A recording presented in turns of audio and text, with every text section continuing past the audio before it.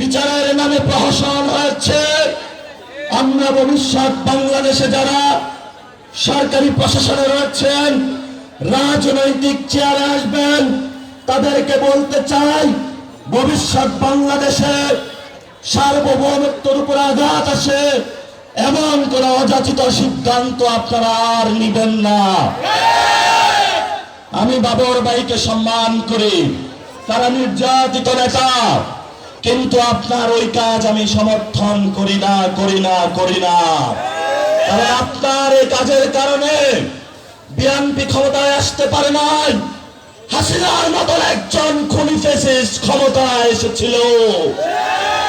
গত 15 বছরে যারা বিএনপির নেতা কর্মী নির্যাতিত হয়েছিল, আমার ভাইদের উপর রক্ত চালিয়েছিল, গুলি চালিয়েছিল, এর জন্য ইতিহাসের কাঠ গড়ায় আপনিও দায়ী থাকবেন।